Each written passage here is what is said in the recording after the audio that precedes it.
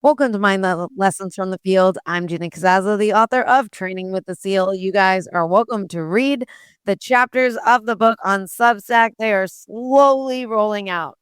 Today's guest has spent over 20 years as a Navy SEAL, shaping warriors and leading through chaos. Now he brings the same precision and mindset to building trust, family, and legacy in a whole new arena.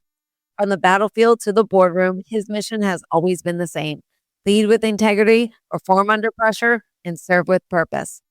His journey is proof that who you become after the uniform can be just as powerful as who you were in it. Ladies and gentlemen, I'm really excited to introduce you to Aaron Peña. Aaron, thank you so much for being on the show. Thank you, Gina. Thank you so much for having me. It's an honor. Oh, the honors of mine. I'm really excited to talk to you. I was checking out your LinkedIn and what you're doing now and all this other stuff, and it's pretty awesome. You know what? But I can't believe I'm going to start here, but I'm going to ask: was your transition as easy as you make it look on LinkedIn? No, but this is what helped me in my transition. When I decided I was going to get out, I saw a team member, a SEAL, come into our office. At this time, I was towards the end of my career. I was actually thinking of doing 30 years, but I had decided, you know what, 20 years is good enough. So I went to a different command, an instructor command. I was the operations chief of that command. I had a team member come in who was in the process of exiting the Navy, and he had this look of impending doom because he had 4 months left in the Navy and he had absolutely nothing lined up. And he did not know what he was going to do, what his next job was going to be. As the ops chief and my other senior enlisted advisor, we just went into action, helped this guy out, got him employed. But that kind of let me know, as elite as we are, we still need to do our due diligence and make sure that we are planning our exit strategy ahead of time. So when I saw that, I had about 3 years left in the Navy, and I just started going to action. I started planning what I wanted to do, which I had an idea. I wanted to get into real estate. I realized that, I joined the Navy when I was 17 years old. So I retired at after 20 years, 37 years old. I grew up in the Navy. That's all I knew, right? So I realized I need to go out. I need to go back to school. I need to go talk to people that are not in the military. So I decided to go to UCLA, get my executive MBA, and interact with the civilian population and just see how can I contribute. And I got to tell you, I had a little bit of imposter syndrome when I got in there because I realized I was among all these executive leaders. I was thinking, man, what am I going to do here? But you realize soon how you fit in, right? Your level of discipline, your sense of urgency, all that helps out. So it wasn't easy, but I started early and I got myself squared away early and started planning because of that one team member that I saw. And I realized we have to do our due diligence. I was actually going to ask you about 17 going into the Navy. That, I mean, 20 years, your whole most of more than your growing, that was the longest chapter of your life, those 20 years, and those are pivotal chapters, of growing up. What made you go that route? And did you know you were going to go special forces? So what made me go into the military was 9/11. When 9/11 happened, I was a freshman in high school. I just remember being glued to the TV, watching the Twin Towers burn, watching Americans fall from the Twin Towers, and then watching the Twin Towers collapse. I realized how naive I was when I was a freshman in high school. You're living in your own little world, but I didn't realize that there were evil human beings that wanted to take away our way of life, right? They envied the freedoms that we had. So I made a decision at that point. When I graduated high school, I was going to join the military, but if I was going to join, I was going to join the most elite force that our country has. I wanted the opportunity to take the fight to the enemy. So that's exactly what I did. I graduated high school. A month later, I decided, hey, I'm joining the Navy. My father didn't even believe me when I told him. I'm like, hey, after I graduate, I'm leaving. And since I was 17 years old, I needed my parents' permission. I needed them to sign off on this. And when I started bringing in the paperwork, That's when it hit my dad like, oh man, you're leaving. I was like, yeah, I'm out, man. And I left, right? I graduated high school. A month later, I was in boot camp. I made it through boot camp. Navy boot camp's not tough. I came into the Navy as an undesignated airman. For our viewers that don't know what an undesignated airman is, it's you're coming into the Navy without a designated job. Back in 2004, Navy SEAL didn't have a designation, didn't have a job. So you had to choose a Navy SEAL source rate. I'm young. I didn't know what job I wanted to do in the Navy. The Navy had this program where you could come in undesignated, finish boot camp, go into the Navy, and then you could choose whatever job you want. And if you come into this program, we'll give you a $3,000 bonus as well. I'm 17 years old. Sign me up. 3K. You learn real quick, right? Once you finish boot camp, I got my orders, and my first orders were to Tinker Air Force Base, Oklahoma. Here I am, a young guy. I want to go see the world, and they send me to Oklahoma. I'm like, where's Oklahoma? What's Oklahoma?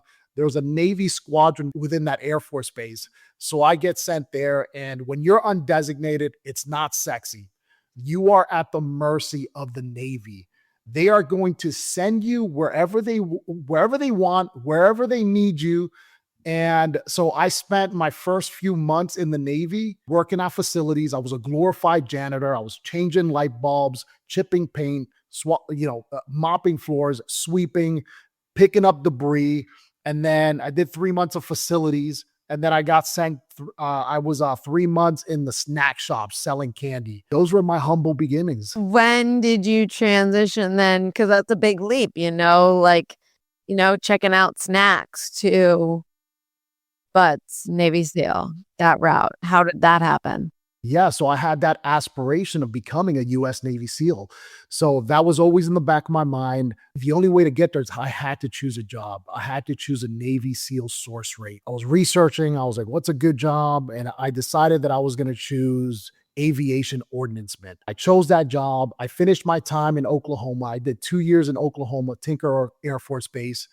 And then since I chose a job, I got sent back to Pensacola, Florida to go through AOA school. I completed that. I was the honor grad of that school. When you're finishing that course, they're asking you, where do you want to go?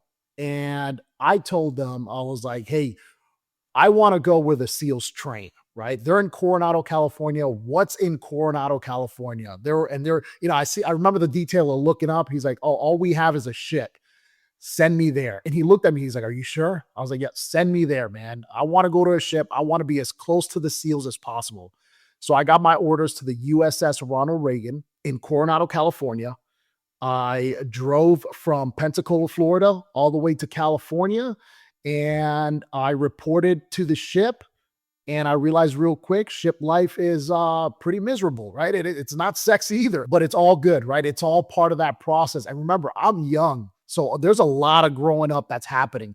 There's a lot of challenges between all of this, right? Figuring out how I'm going to get to California, driving to California, getting to a ship. Like I said, I realized the ship life is not for me. So I just kept training and training while I was on that ship. While I was on the ship, I met a bunch of sailors that had gone through BUDS, failed, and I just started picking their brains. I started asking them, hey, what was BUDS like? How can I prepare for BUDS? And it was typical. Hey, you got to run your heart out. You gotta swim. Whenever you get a chance, try to do the obstacle course. Make sure you're good at holding your breath for a long time, right? And I just started training, and I realized that I never really tested myself swimming. I was a great runner. I felt comfortable in the water. But when I actually started swimming, I realized I don't know how to swim. And I ended up connecting with this swimming coach. She would actually take in a lot of SEAL candidates, a lot of folks that were, aspiring to become SEALs. And she would teach us how to swim, teach us combat side stroke. I would see her Tuesdays and Thursdays, and we would just learn how to swim. And Wednesdays, we had ocean swims. I mean, this was an incredible coach. Wednesdays, 5 a.m. ocean swims. Me and my buddies, we've got fins. Water's freezing. It's Coronado. and we're going out there, we're swimming, we're trying to keep up with her. She has no fins and she's still out swimming us. Just an incredible athlete. So I started to learn how to swim, and I started to build my cardio, started to build my stamina, started to visit the obstacle course in in buds in the compound, and I just started connecting with these guys who had failed buds and had them teach me how to go through the obstacle course. And those were my little stepping stones on just training. But it was one of those things where you have to truly be obsessed with it, right? If that is your desire, if that is your goal, I mean, you gotta, it's, you wake up in the morning, that's all you're thinking about, right? How can I get better? How can I prepare myself to become this SEAL operator? And one of the biggest things is visualization, right? The power of self image. A lot of people aren't going to believe in you, right?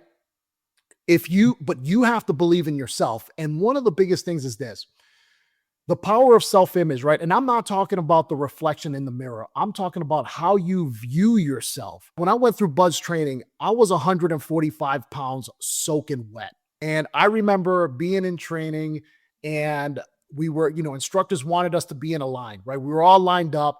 To the right side of me is this like 6'2" bodybuilder.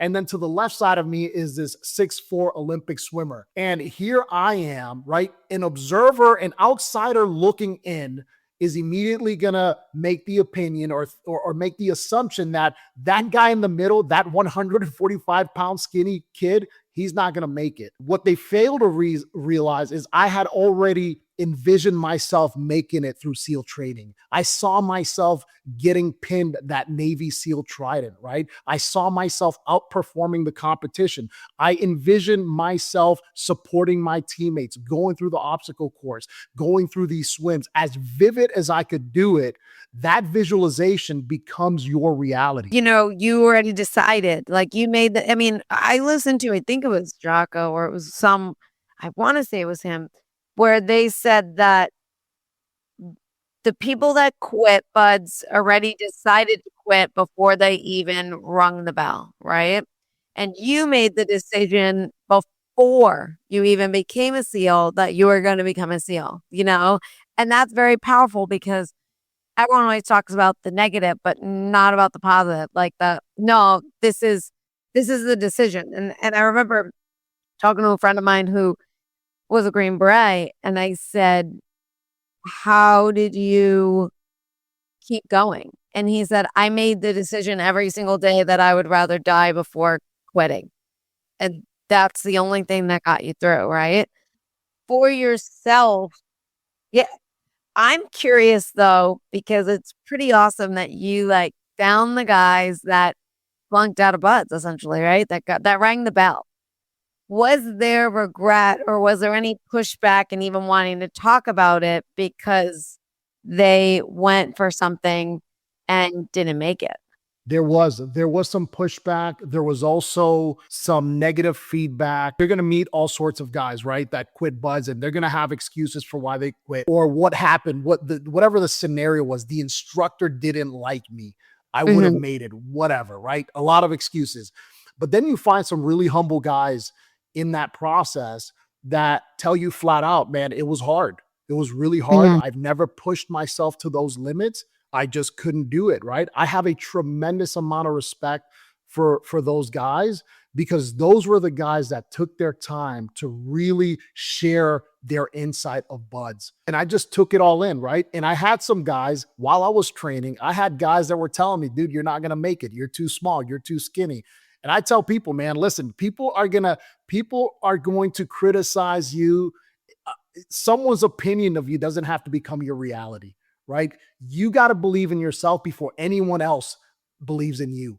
So my mindset was like, hey, keep pushing forward every day. Stay consistent with your workouts. Continue to find these guys that are sharing this information with you and continue to build that network of guys, right? And these guys, when I finally got to Buzz, I still connected with these guys. They kept up with me. They were like, hey, where you at, man?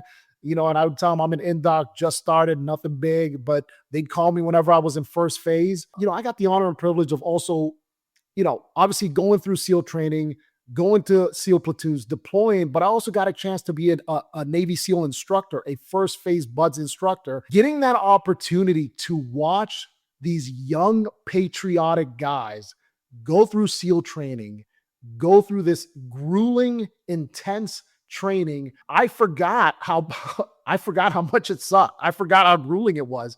And watching that, it just there was a sense of pride watching it because it's like, man, I forgot about that. I forgot about that. I didn't know we were getting wet and sandy all day. So it was incredible to watch these young men and this new generation coming in. Holy smokes, these guys are bigger, Mhm. smarter, faster, and I'm just super impressed. So it was incredible watching that. But yeah, I think it's important, man. Whenever you're trying to pursue something, whatever that is, whether it's in business, whether it's you're a young guy wanting to become a SEAL, wanting to become a Green Beret, a Ranger, you have to tap into the people who've done it, right? You have to contact them. You have to make that connection because that's where you get your insight, and that's how you can better prepare yourself for that next step. I like how you prepared yourself, not just you found the people that have done it or have attempted it to seek that out.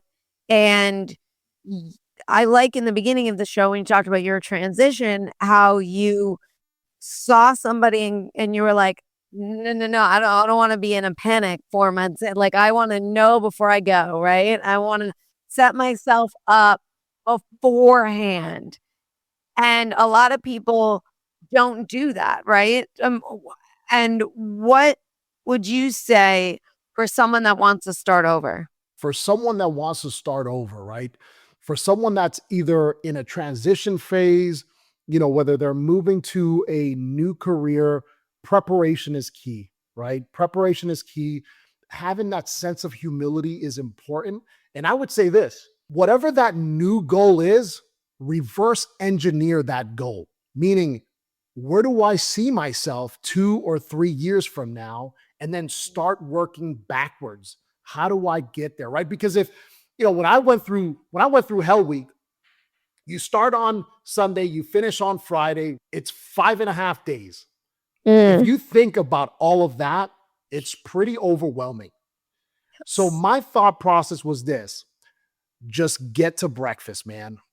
One meal at a time, one evolution at a time. When you're done with your breakfast, the goal is let's get to lunch. Cool, made it through lunch. Let's get to dinner. And that's how it is. Just one meal at a time, one Mhm. evolution at a time. And that consistency compounds.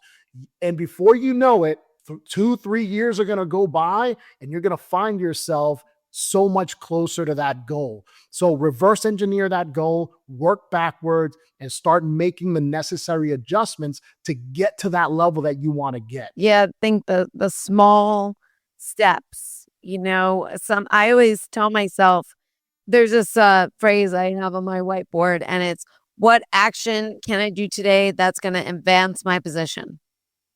And I have like 6 things that go on in my life where I have like 2 businesses and I have a nonprofit and I have so many things. And I go just one thing for each box every single day to advance it. And then sometimes it's like right now I'm seeing it with the nonprofit, but like it takes 9 months, but now it's like, whoa. Suddenly it has like it's spurt, but it's because of the 9 months leading up to now, you know? And we sometimes can't see that. And also, we get overwhelmed when we see where we want to go and we know all the steps we have to get there, and then it shuts us down, right? And I'm curious for you before I get back into what we are just talking about, but I am curious for you, like deciding to go into real estate. Was there any like where people were like, dude, it's a hard, I mean, hey, you just became a Navy SEAL. Talk about hard. But like it's a difficult business. There's so much, what's it called? The word I'm looking for. Just where I am, it feels like everybody's a real estate agent, right? So it's like, I don't know the proper word. I'm trying to think about it, but um oversaturated market and all this other stuff. Like what were some challenges and what was some of the noise that you had to drown out and that you were hearing in order to stay successful and stay the course that you chose? That's a great question. And you're absolutely right. It is oversaturated. You throw a rock, you're going to hit like 6 real estate agents in Florida. That's how many there are. Like anything in life, it's going to be challenging, it's going to be difficult. I chose real estate because halfway through my career, I began to invest in myself, right? We have an advantage being in the military. We have that VA loan.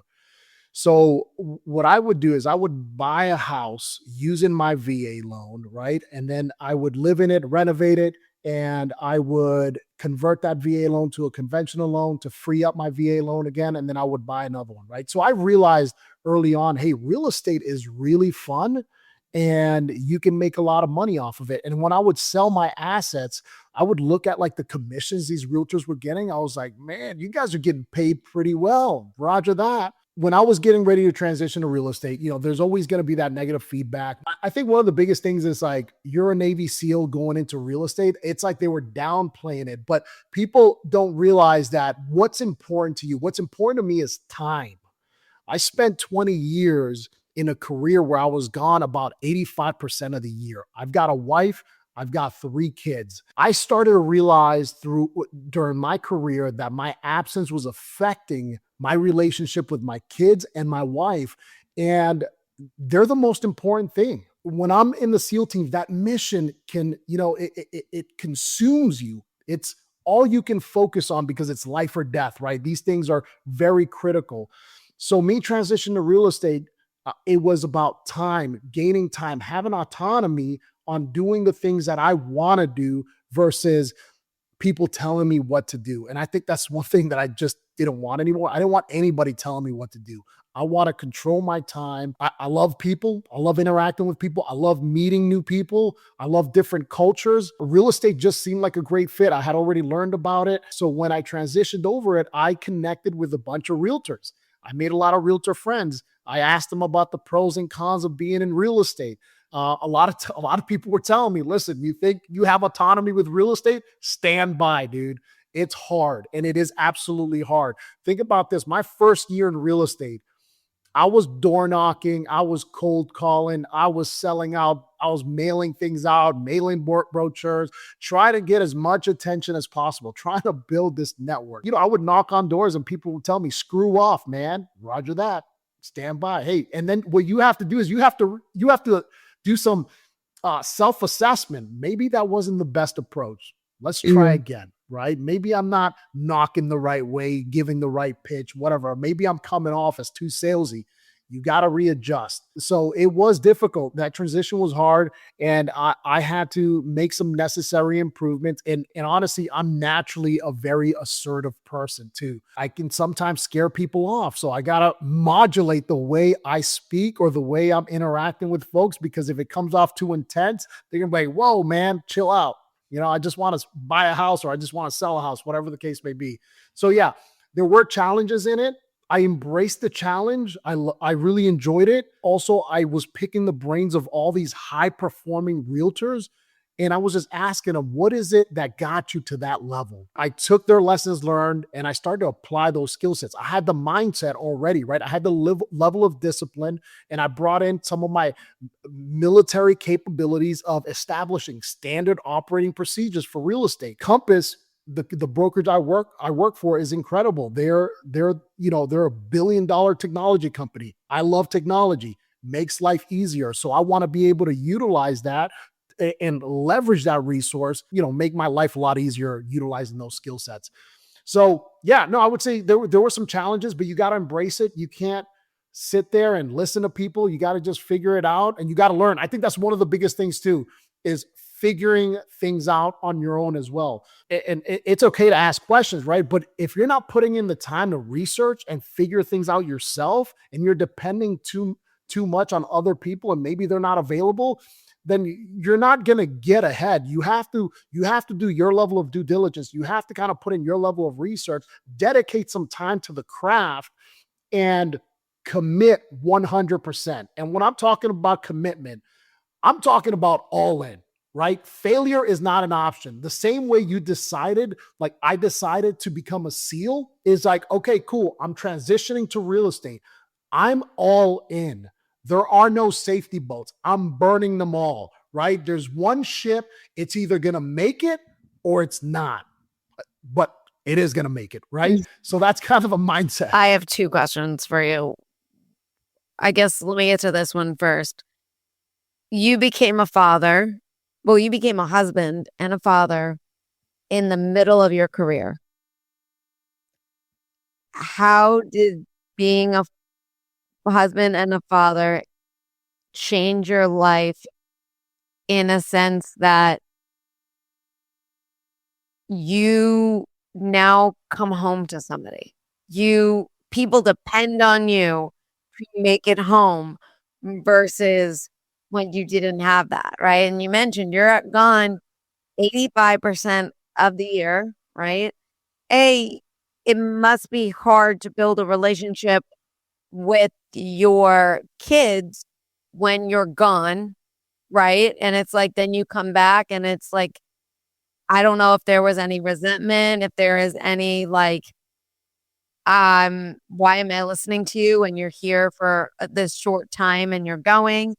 How was that for you being a SEAL and having a family? Yeah. So I would say it was a huge blessing having the kids, but it was also very difficult and frustrating at times, right? Because you're so focused on being a SEAL, leading a platoon, that you're not really, unfortunately, you're not really that focused on the family as much. So everything's kind of in the back burner, which is not good for building good relationships with your wife and your kids. I realized that, and I had to make those adjustments, right? And I had to come back home anytime I was, and luckily, anytime we would go on a SEAL retreat, post deployment, pre deployment retreat, they had all these coaches out there that knew a lot of team guys were struggling in their marriage, in their relationships with their kids.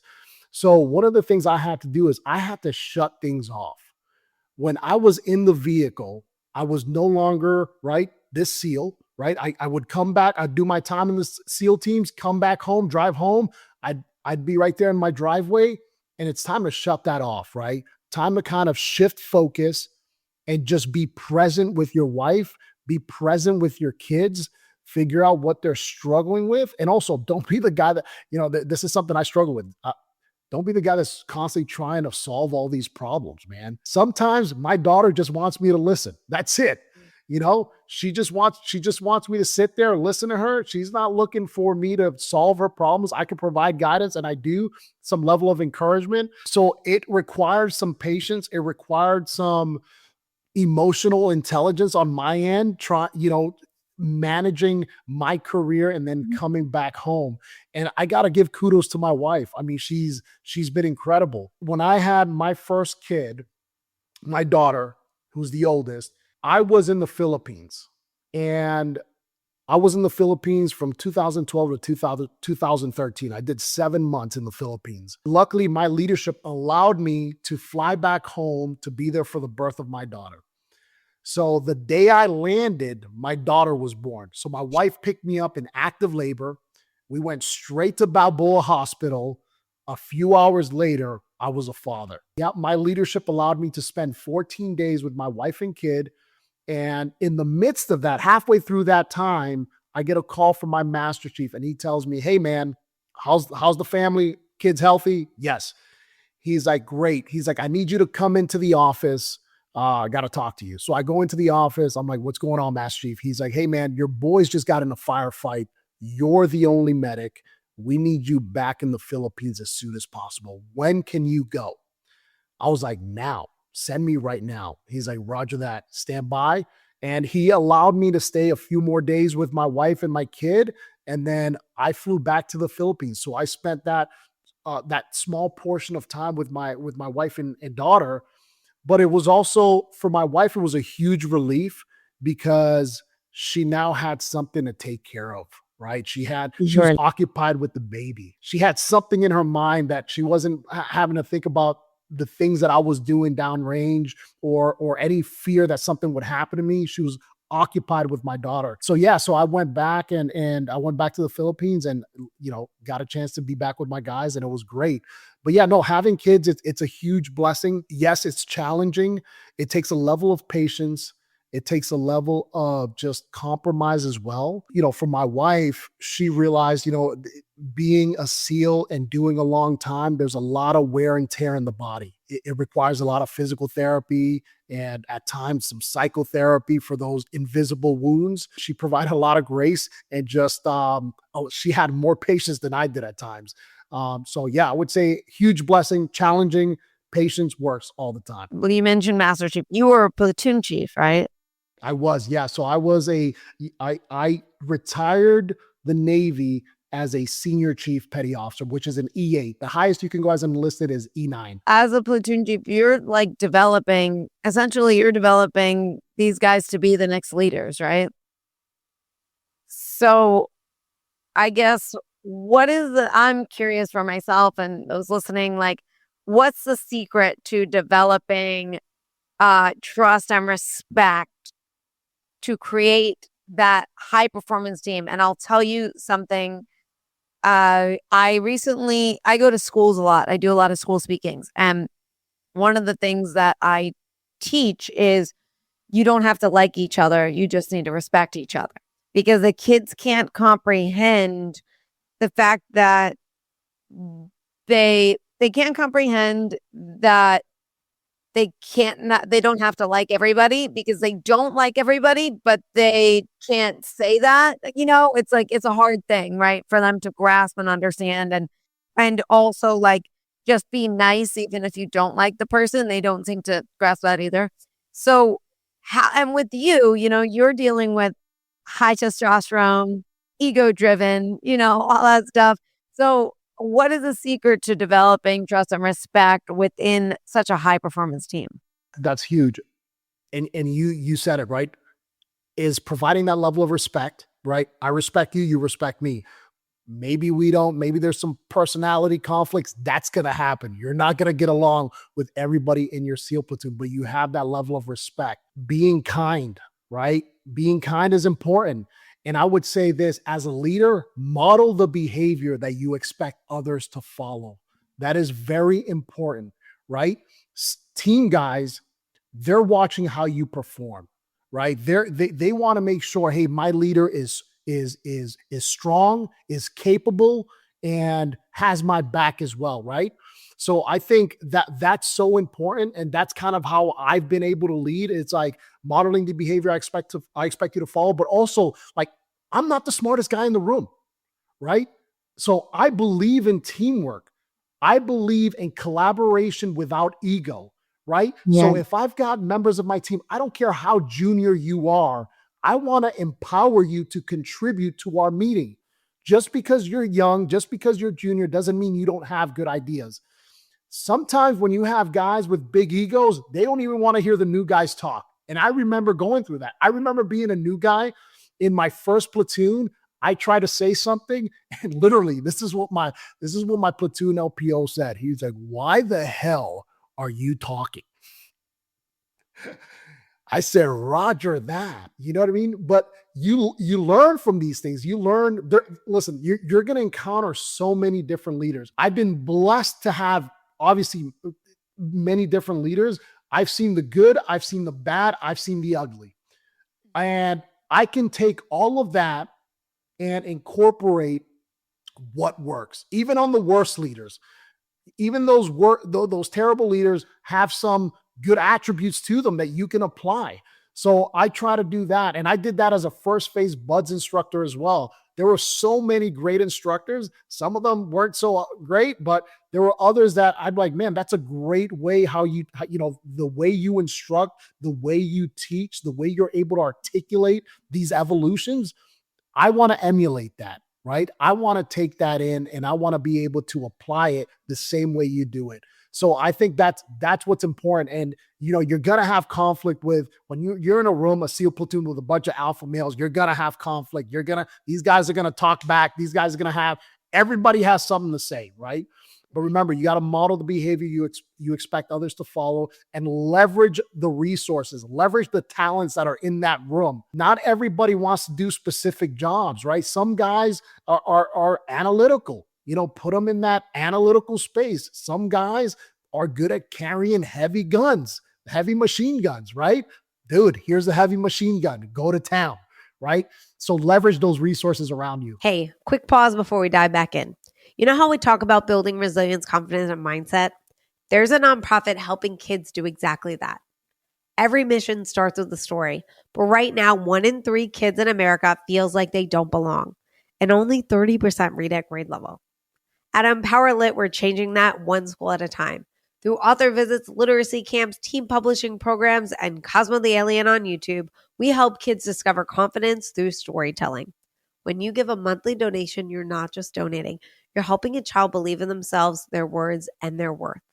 Join the mission at empowerlitnonprofit.org because belief is where every great story begins. All right, now back to the episode. Let's get into it. As a first phase BUDS instructor, you're seeing a lot of quitting. You're seeing a lot of people give up. I'm sure you're watching it in their eyes before they even give up. I think Marty Strong said when he was on the show, he mentioned they would make bets. He's like, we know, we knew who was going to make it and who wasn't going to make it. And we would make bets. And he goes, and 9 out of 10 times we were always right. What makes you, because, okay, I've had some SEALs on the show and I've had their instructors on the show. And they were like, dude, that guy was my instructor. He was awesome, but he was ruthless, right? And they're like friends now. But at that time, it was a different ballgame, right? Because you are the instructor, right? And you're mentoring them, but they don't really realize that you're mentoring them, right? Because to them, you're like, some people find you guys terrifying, right? And that's, I guess, the point, right? So what did you take from that to mentor those guys to make it through? Because in a way, it's like you don't want them to quit. You're rooting for them to make it, right? I mean, it's not like you're like, I need everybody to quit, and I'm, that's not going to help the SEALs, right? That's not going to help Navy SEALs at all, right? But you want to make them to make it through, but you also need them to pass a certain criteria, right? So you need them to do things and you need to push them to a level that doesn't make them always like you. What is that fine line? And how did you say, this is the instructor that I want to be? And were there any mistakes that you made? Yeah, I would say this. I want them to meet the standard, right? There's a standard, there's that criteria. BUDS is extremely grueling, extremely difficult. And there's a boundary that I have with students, right? I don't smile at you. I try not to, I'm not your friend, right? I'm not trying to be your friend. I am your instructor. I'm going to push you beyond limits that you never knew existed. And yeah, and that's what they expected when they saw of me. However, whenever a student was not performing, I would get on their ass. I would be on them. I would tell them, I was like, man, you got to make a decision. You have to make a decision whether you want to stay here or you want to go away, right? How bad do you truly want it? Because your performance right now is not meeting the standard. Some students would make a decision. They would drop on request and ring the bell. Other students that I was on and just applying pressure on them would turn it around and they would make that decision. You could just see the change in them. You could see that fire, that it was no longer like this. I'm no longer going to be this weak guy, but I'm going to keep pushing forward. I'm going to demonstrate and show you that I can perform. When I saw that, I don't mind providing a level of affirmation and saying, that's what I'm talking about, man. That's exactly what I wanted to see. As an instructor, if you're not performing, if you're not meeting the standard, I'm going to let you know. If you are performing and you're turning it around and you're meeting the standard, I don't have a problem saying, good job, man. Right?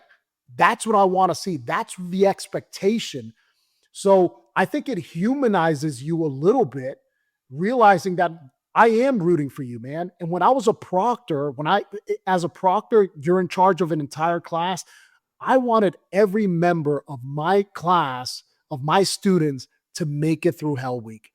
I didn't want to see any quitters. I wanted to be like a zero quit Hell Week class. Hell Week is the ultimate test, right? It is the crucible that separates us from other forces. It's an extreme test of physical endurance, mental fortitude, intense pain, frigid temperatures, attitude, teamwork, and an individual's capacity to perform under high physical and emotional stress in the midst of sleep deprivation. And I tell these young guys, I tell them, in the unlikely event that you make it through SEAL training and you make it to a SEAL platoon, you are going to find yourself in a state of misery. But there's going to be a smile on your face because you have already been through worse and nothing would phase you. When you're mentoring these guys and you're pushing them and you're applying that pressure, some guys break, some guys are able to just flip a switch, and you can see kind of like they come in with this foundation, right? And you're just chipping away at it. They're coming in with their own personal beliefs, their own habits, whether good or bad, and you're chipping away at it, chipping away, and you're moving that foundation and you're building something different. You're building a new foundation of resilience, of discipline, of consistency, and you can see that change in them and that evolution, right? And that transformation. It's an awesome product to see when they're completely done with the pipeline and they remember you. Because I've had some bud students when they made it through SEAL qualification training and they graduated and they were in their graduation ceremony about to get pinned. I had the honor to pin some of my students that finished SEAL training. So it's an incredible experience. Did they finally get to see you smile? They did. Yeah. How, so as a platoon chief, as a buds instructor, in all these leadership roles, what you take with you from learning and mentoring to being a father and to your kid, to apply to your kids? I like to make sure that I'm also challenging and applying pressure on my kids. I want them to feel challenged. I want them to get in sports, right? I have them in swimming classes. I have them in mixed martial arts classes. I also have them right now I have them in a called Trail Life, which is a kind of like a Boy Scouts, Girl Scouts program. I want them learning. I want them to be curious. I want them learning different things in life. And I want to see them fall. I want to see them stand up, dust themselves off, readjust, improve their performance whenever they fail. So I think that's important as a father is like, if your kids are coming home and they're glued to that iPad or that TV, stop. I would say stop it, right? Amen. And I've got rules in my house. My kids know it, right? There's no electronics until after 12 p.m. And my boys, before they even turn on the TV, I tell them we got to do 100 push-ups. 100 push-ups before we get that TV on. There are certain rules there, so I want to make sure that my kids are being challenged, constantly growing, and just staying physically active is so important. It builds a level of resiliency when you're physically active, when you're introducing stress inoculation, right? Things that make you uncomfortable. A lot of people in life, they kind of set these boundaries for themselves and they stay within that boundary. And I call it your comfort zone, right? And they're just waiting for that perfect moment so they can step out and show some greatness. I say, forget that, dude. Stop waiting for that perfect moment. Instead, create it by actively doing the things that gets you one step closer to that goal, whatever it is. Get on there, stay consistent. It's okay to be uncomfortable. It's okay to not have all the answers, but go get after it. I really like that. I love that 100 push-up. I feel like we don't do. I actually have a video of my nephew because I love it so much. I'm going to have it, show it to him throughout his life, but he's only 3.5 and he was like crying because he's like, I have to do my exercise. We have to go down to the gym to do our exercise. And I'm like, we can't go to the gym right now. and he starts crying. He was like, I got to do my exercise before the day is over. And it was so cute That's awesome. because, like, I'm realizing so many people lose that or they don't even get into it in the first place, right? We're just so used to being like yesterday. I had an hour drive to my school speaking, and then I had a 2.5 hour drive home. And there's a national park up there that's 40 minutes out of the way. And people are like, you're going to drive there. And I go, listen, I'm going to do a nice 3 to 4 mile like hike while I get back into the car and go. I mean, before I get back into the car and go driving, I don't care that it's 40 minutes out of my way. And then I was teaching a sitcom acting class, and I just made it back with like an hour to spare. And I was like, I'm not going to go home and sit on the couch. I just sat down for 2.5 hours. And I took myself to the gym and I just walked on the treadmill for the hour. And I realized like, this is new Gina, like within the last couple of years. Like, this is not who I once was. Physical activity, even though I grew up in sports, when I was in my 20s, I was like avoiding all that at all costs. I was like, I'd rather eat healthy to avoid the gym That's right. because I hated the gym so much. Right. And I'm That's like, right. I'd Yeah. rather like deprive myself of the Oreo than, lift some weights. Right. And how do you instill that physical fitness mentality? And I'm going to make the assumption that you still do it. So your kids are also watching you do it. But I just think that it's pretty powerful that you're like, get out, like work out, do something physical because we lose that. Right. And what do you have for like parents where like who have already lost that? So I would say this: find yourself a community of people that work out. For example, I don't mind working out by myself.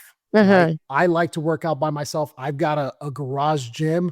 I like to have family PT sessions, family I physical training. love that. Yep. What do you guys make it like competitions too? What we do, it's I don't even have to make it a competition. They make it a competition on their Yeah, own. that's what I The would be kids are doing. constantly going to compete. Yeah. It's like, so I had this workout where we did 100 burpees, that we were going to do some planks.